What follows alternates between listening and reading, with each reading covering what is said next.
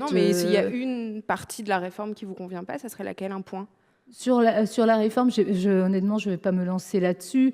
Après, peut-être sur les notions de... Restons sur les barèmes de licenciement, les plafonds au prud'homme, les choses comme ça.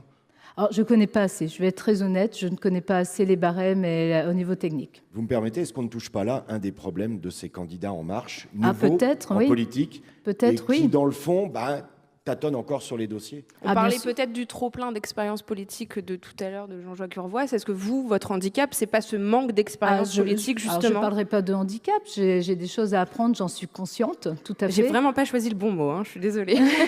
Allez, continue. Oui, en plus pour une kiné. J'ai des choses à apprendre, j'en suis consciente, effectivement, sur l'aspect technique, effectivement, des lois, j'ai encore des choses à apprendre, je suis tout à fait consciente de ça. Maintenant, j'en ai la capacité.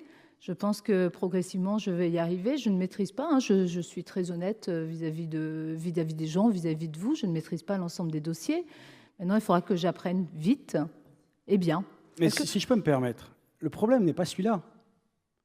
Celui qui rentre à l'Assemblée nationale, par définition, n'est pas expérimenté. Oh, il peut, comme vous, avoir fait Sciences Po, avoir été assistant parlementaire, oui, avoir été patron de... Vous voyez ce que je veux dire? Avoir eu quelques mandats en local. Oui, non, vous avez tort là-dessus. En 1980, dans ce département, dans la circonscription voisine de Douarnenez, un député, il s'appelait Jean Peusiat, il a été élu, il était plâtrier. C'est socialiste. Qu'une expérience parlementaire, le plâtrier. Mais il a été un député efficace. Pourquoi aujourd'hui nous avons une inquiétude? Ce n'est pas l'inexpérimenté, le fait que les uns ou les autres soient inexpérimentés, c'est légitime, ça.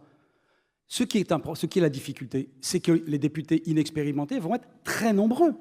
Parce qu'en 1980, le plâtrier Jean Peusiat, il travaillait dans un groupe socialiste qui était majoritaire, lui aussi. Oui, puis il avait un entourage. Mais il était présidé par Pierre Jox, qui n'était quand même pas le garçon le plus rigolo du monde. On l'appelait une main de fer dans un grand crin, c'est vous dire quand même, quoi. Moi, j'ai bien connu, puisque à l'époque, j'étais étudiant, j'observais ça. Bernard Poignant était député, il pourrait le raconter. Mais il y avait surtout des parlementaires à côté d'eux. Il y avait 2 tiers, 1 tiers. Des parlementaires éprouvés, chevronnés, et des nouveaux parlementaires. Là, l'inquiétude que nous avons, c'est de nous dire s'il y a 400 députés En Marche, si 300 d'entre eux sont inexpérimentés, ce n'est pas un reproche individuel, c'est une fragilité collective.